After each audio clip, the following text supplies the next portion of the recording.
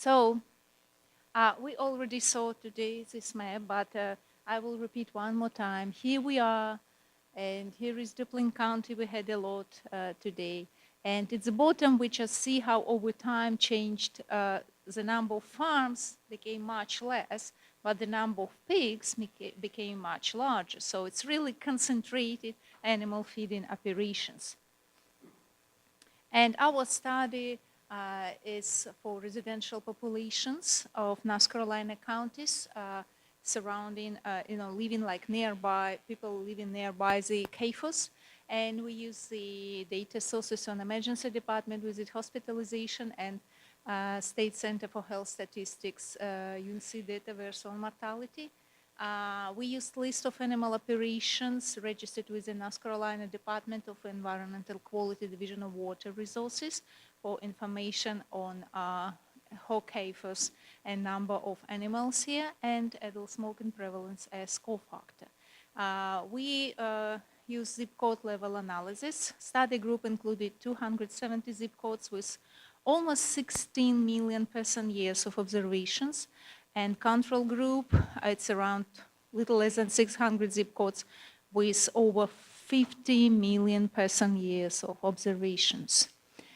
And this is the first study, actually, at our best knowledge of such a large residential populations who are living near the CAFOs and exposed to some potential contaminants.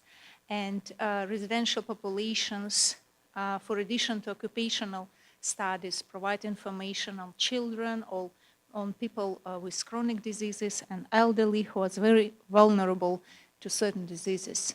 And that's characteristics which confirm what we discussed before also. So we see in study and group study zip codes more black people, American Indian people, age structure almost the same, and SAS factors. So that's significant difference. So it's lower income and other characteristics, social characteristics in study area. Percent of uninsured surprisingly did not show significance, and smoking prevalence also. So we adjusted this analysis by income, education, anyway, by health insurance, smoking, and availability of primary care providers. So again, you probably saw these maps, but it's like another reminder of how many hog farms do we have here. And that's mean that we have some zip codes with up to 171 CAFOs in each zip code. And also that's mean that per capita of resident, we have up to 113 hogs per each resident, including children, and approximately 200 people live in the areas with more than 40 hogs per each resident. So it's really a lot of people. It's a real problem. And CAFOs manure contains a variety of potential contaminants.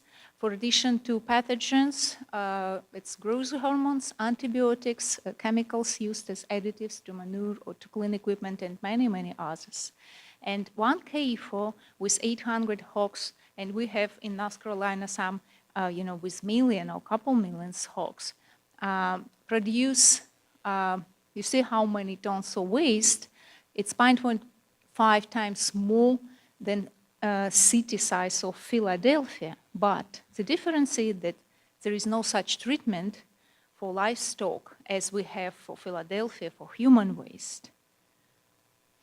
So that's the table which represents some examples of our results. I didn't place here all results because we special age groups, look at special age groups, but in general, what we can see here, for these diseases, we see some significant difference in odds ratio mortality, hospital admissions, and emergency department visits between county zip codes surrounding a large or with large CAFOs and zip codes without these CAFOs.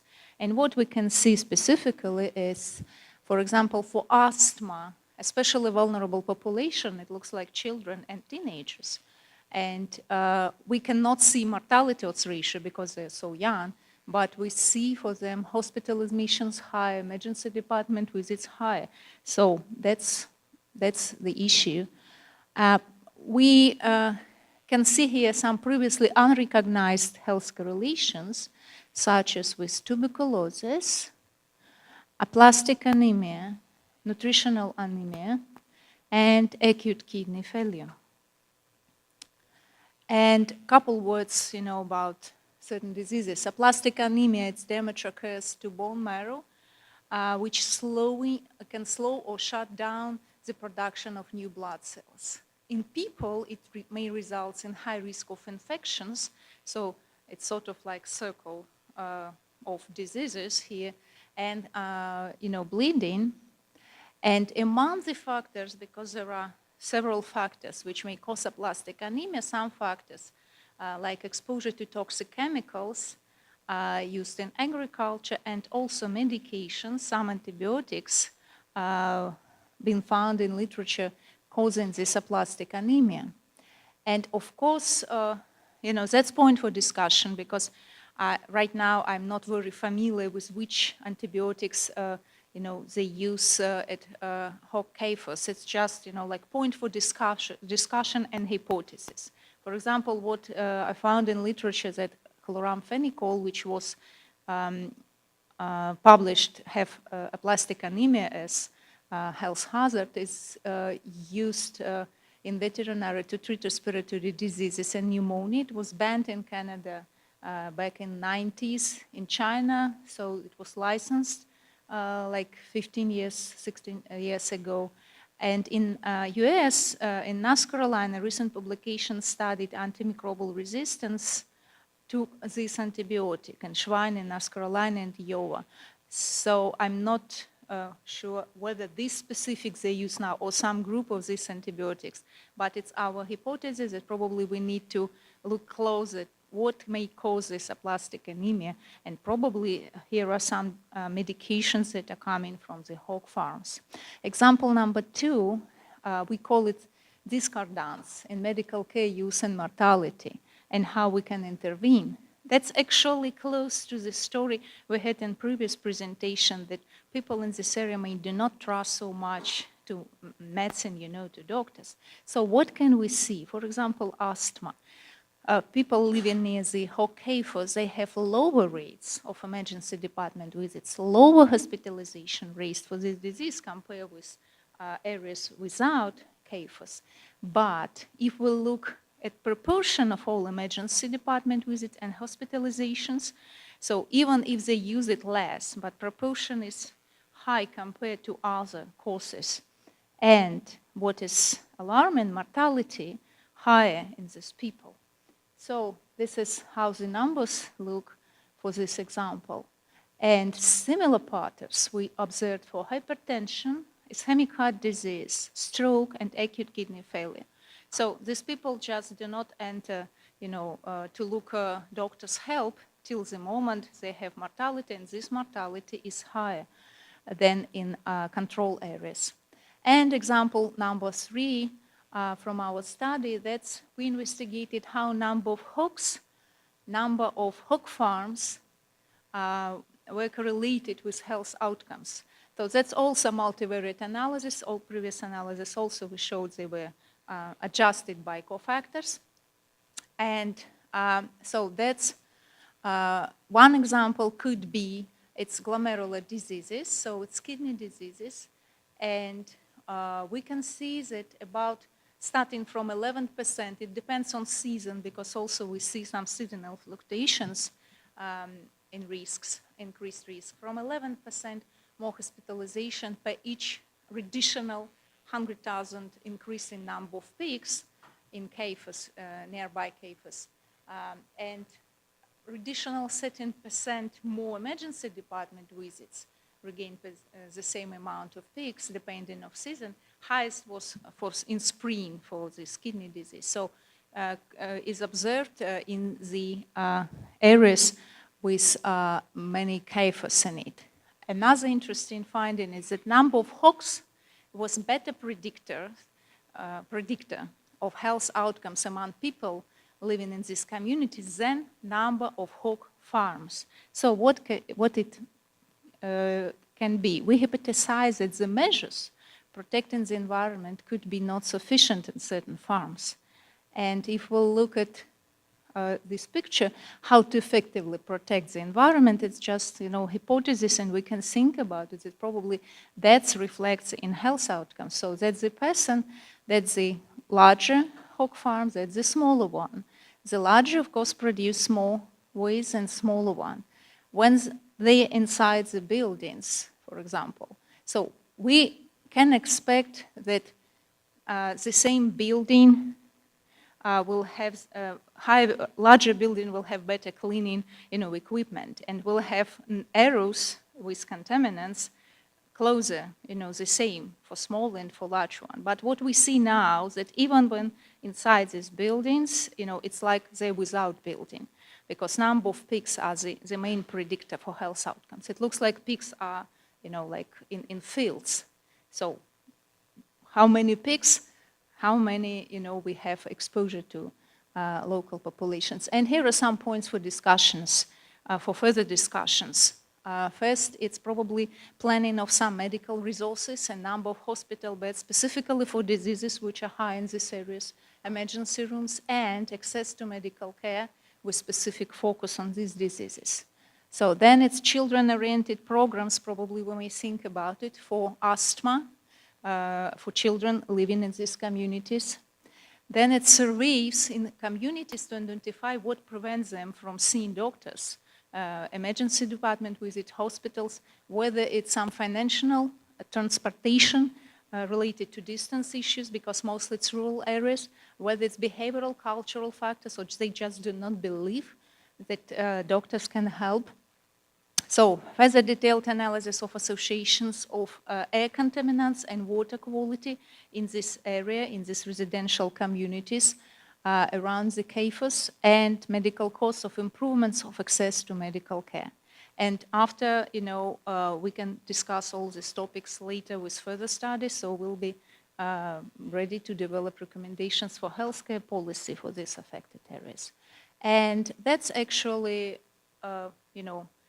we hope that one day healthy life, which is now ahead, will be here in these communities, and let's find the way to coexist, in these communities and take care about people who are also living here.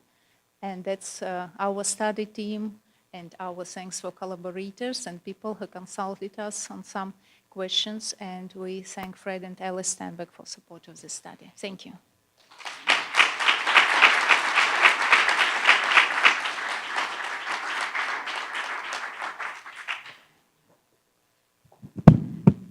I'm going to ask all the public health panelists to come up. So May, Chris, Devon. Yeah, please. And we'll open it up for questions from the audience and discussion.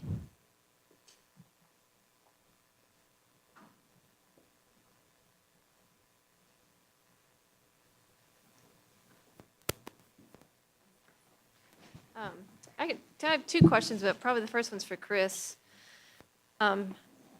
Just in general, but my interest lies more in water. So when you have bacteria that you're finding in water, how persistent is that bacteria? Is it likely that it just got there within a week? Can bacteria survive in an ecosystem, brackish or freshwater, for a period of time in the soils and sort of get resuspended with wind? So that was the first question. And then my second question, follow-up, and I'll sit down, is for Devon. Whether you've had any luck reaching out with the local health departments and had any opportunity to have a conversation with them about working on education and information dissemination within Duplin County. Okay, so I have another hat that I wore as a graduate student, which was working for EPA on their beach studies, where they try to figure out water quality, U.S. beaches, and whether people get sick or not, depending on the concentration of fecal indicator bacteria in the water. And there was this lingering question about sand and sediment, and they said, Chris, would you take that on for your dissertation and see if there's anything about sands and sediments and indicator bacteria and their relationship with health? There is, it turns out, a contribution of beach sand, which is aesthetically pleasing dirt, which we all love, at beaches, but there's bacteria in the sand, which in a dose response are related to GI illness. Okay, so there's that. We know there's a relationship between concentration in water and GI analysis concentration in sand, but in the literature, as I got into sand, there was this big debate because there's regrowth of fecal coliforms and E. coli, which are not coming from exogenous sources like either point sources or non-point sources flowing over land. So it's a complicated story, and some of the most specific markers that we use, pig-2-bac, they're anaerobic bacteria.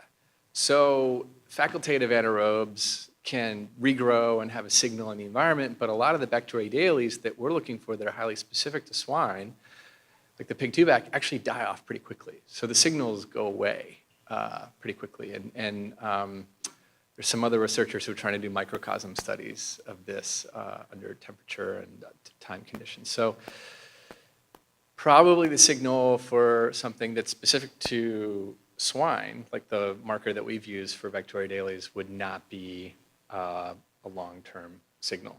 You would be thinking about recency of an input into a water body. And your question regarding have I reached out to our local health department? I have not yet, but I can say that our local health department and our state regulatory agency has not been too friendly, with people working in the environmental injustice and advocacy type work.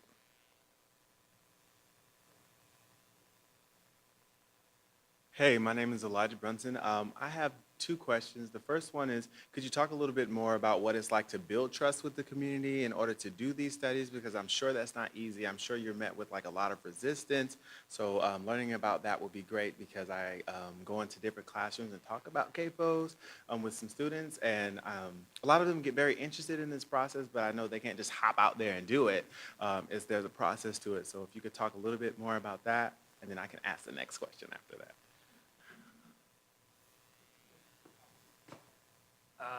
I mean, I could answer that, but I guess probably the best question is, Devon, why didn't you kick me out of your office? It's always a work in progress, because you don't just walk in the community and say, hey, look, we would like to do this work. Even the community that I live in, I remember going into neighboring communities, talking about the same issues that I talk about with my family. And sometimes, even people in neighboring communities, they didn't want to talk about it. And that's why we formed, in 2005, we formed a group called Dept, Duke Environmental Health Awareness Projects, that was funded by US EPA, which allowed us to invite people from across the Duke County, various communities, Sampson and Bladen County. They had a safe place to come in and talk about these issues. Again, Duke County is not a friendly county or community when you begin to address CAFO issues. So it will be a challenge, for anyone coming in, new. You have to find a community like Reach, that will at first listen to you, and it'll take time, but it can be done. Don't be discouraged that the first door that you knock on, that they, kind of close the door in your face, but keep trying. But Reach always welcome, new and inspiring researchers or students to empower, even ourselves. We need the universities as bad as, I guess, the universities may need us. My second question is about research and how it takes so much time, but I feel like some of these frontline communities don't really have that time. It's kind of a luxury. So to actually get some progress, but people are being exposed. People are dying in those 5 years, so research doesn't sound that beneficial to those people who are passing away, actively passing away. So I was just wondering if there is a way to design research in a way that it puts the movement forward, and like how you go about making your hypotheses that you want to movement forward. There is no microwave fix to this. We recognize it takes time. That's one thing I'm saying to the community all the time. If you're looking for a microwave fix, It just won't happen. We recognize it take time with CBPR. It's going to take time, sometimes just to get fundings. And keep in mind also your nonprofit organizations like REACH, we need fundings as well. It takes time. But, as many say, where there's a will, there's a way. Keep plugging at it, and you can make it happen. And, one thing that I might add to that is there's a clock to the research process to generate and contribute to generalizable and acceptable scientific knowledge. And that takes time. And there's that process that we as researchers can serve an important role for community partners to create new knowledge that's scientific and defensible, because it can be used in all kinds of different settings, and legal settings, and settings when they want to say something, and we can get behind Yvonne, and I can say, I can stand behind you and echo what you're saying, as opposed to not having that background or that support from the science. So that's one thing that I talk with REACH about. It's going to take a long time. We talked with May last year in Maryland, and we were just learning and seeing some of the results of some of the studies that I presented today. But May's been calling me and saying, hey, when's that going to be out? When can we utilize it for public consumption? And I think there is a clock to this that requires patience. I will say, though, that what others have done in it from an academic setting that's quite effective is to work with community partners to report the results back as they become known, but being clear that the analyses and the conclusions are preliminary, but for taking a look at the direction and revisiting the original question or the hypotheses and seeing if you need to potentially chart a new path, or take an opportunity to be clear about the preliminary nature. And as a scientist, ask yourself, are you willing to get up and issue like an informal report, like a preliminary analysis type report? And we've done that actually with Community Orange County, the Rogers Road Neighborhood Association. We did some work on the landfill there.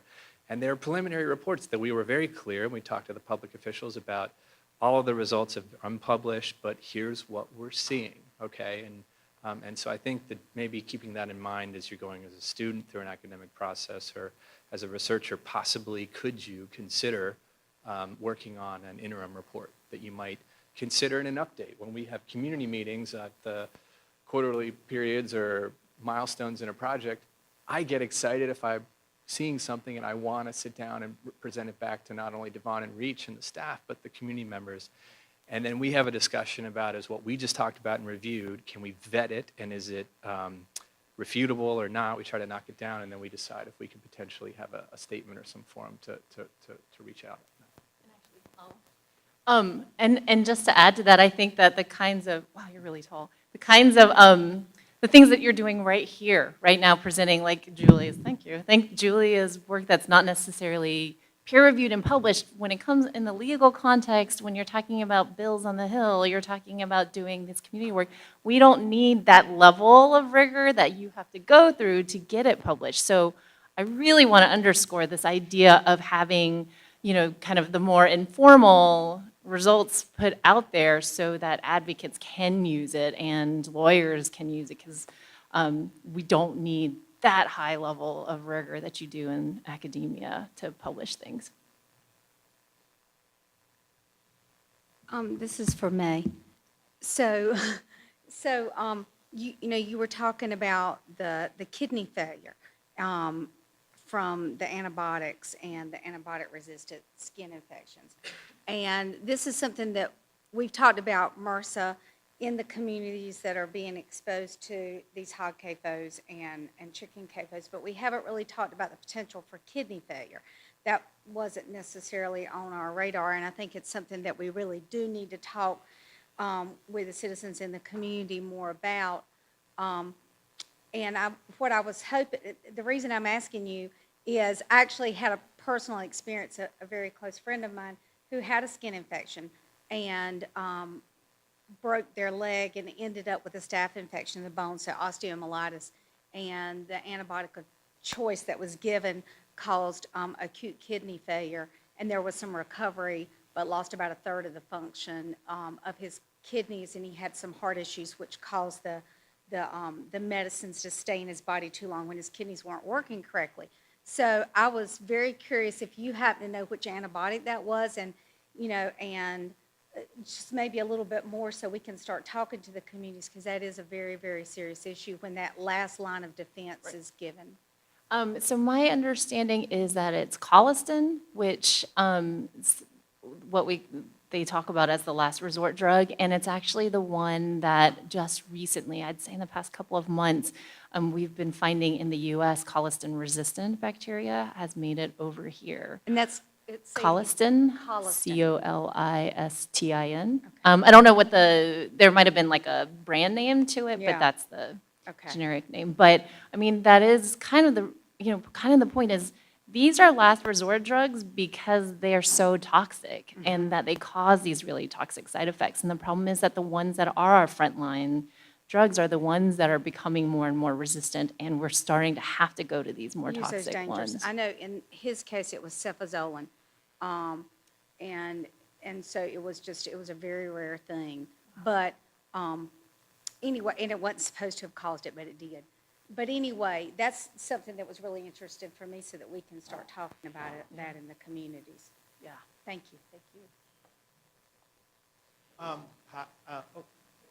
So I have a kind of a more science policy-based question. I'm a postdoc at Duke that works on science policy issues.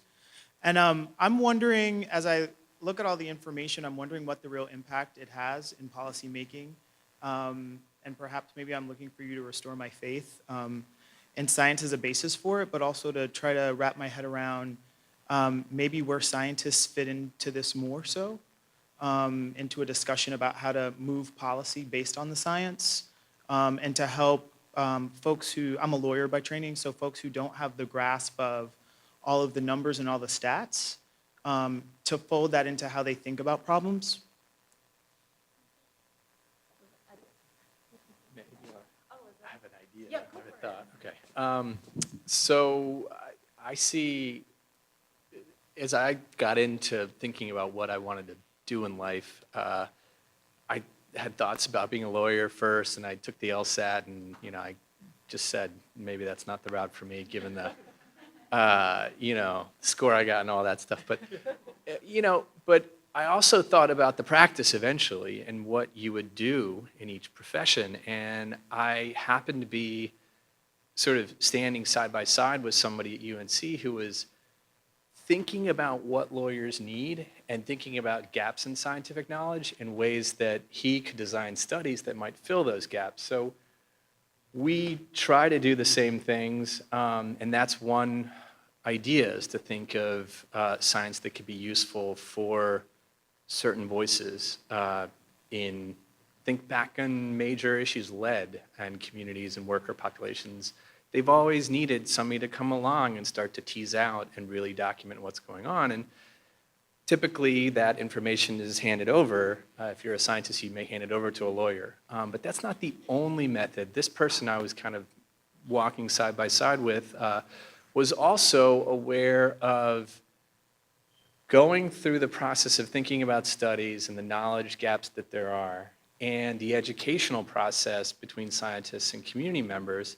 And if community members are seeing and learning about the knowledge gaps all along and start to see some of the data coming in and maybe some of the answers that are coming in, then as a scientist, I'm not the only one who's around to try to do something with that knowledge. And it's the idea of, is the science geared towards something that is going to mobilize community? And is it something that community is going to want to speak out about? And then in that framework, I may, as a scientist, be becoming jaded because of, I'm still young relatively, but I have a kid now since I started working with Devon, and it takes a lot of time, and life moves on, and as the prior question was.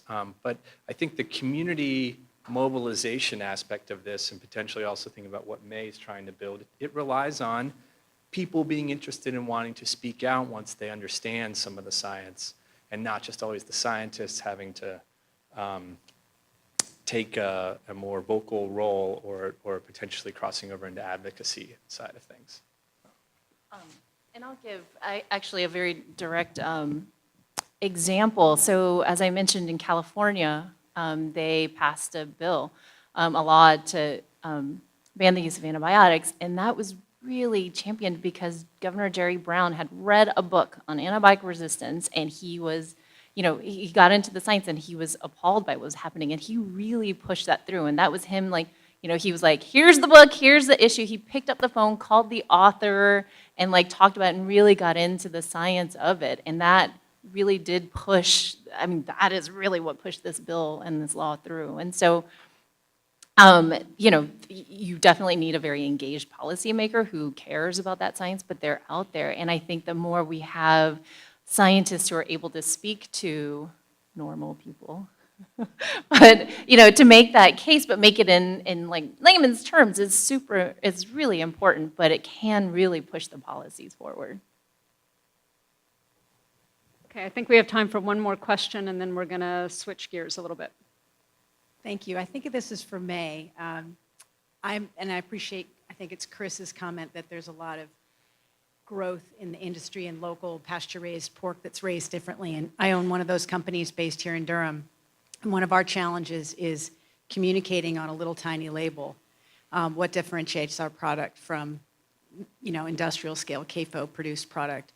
And it was disturbing to hear that the definition that the CAFOs can now say is that they're not using antibiotics for growth promotion, but they're using them for disease prevention. And I'm restricted by USDA's FSIS on my label claim that I have to say the same thing.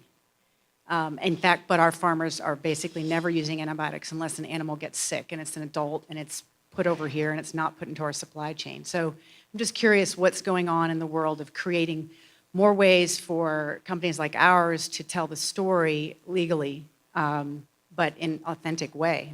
It's quite disturbing that my claim's the same as Smithfield's. No, that is a big issue, and actually we've even had like the Purdue's of the world have said the same thing because they are going farther than some of their competitors, and they're like, but people kind of don't get it. It's too wonky and nuanced, and trying to figure out like, well, how do you say like raise medically important antibiotics for routine use, but still use and stuff. And you're seeing the same struggle that we're trying to. And there are things that we're trying to do where, USDA does allow certain things like the natural claim, and natural is completely undefined, and what does that mean and stuff. So, these are all things that we're also looking at. I don't, unfortunately, have a good answer, but a lot of it's going to also be this public education. So the more the public knows to look for, growth promotion, but that doesn't say disease prevention, that doesn't say routine, the more they know and ask for that, I think, and push companies to explain in more detail, I think the better it'll get. Thank you very much to all the speakers and to you for your questions.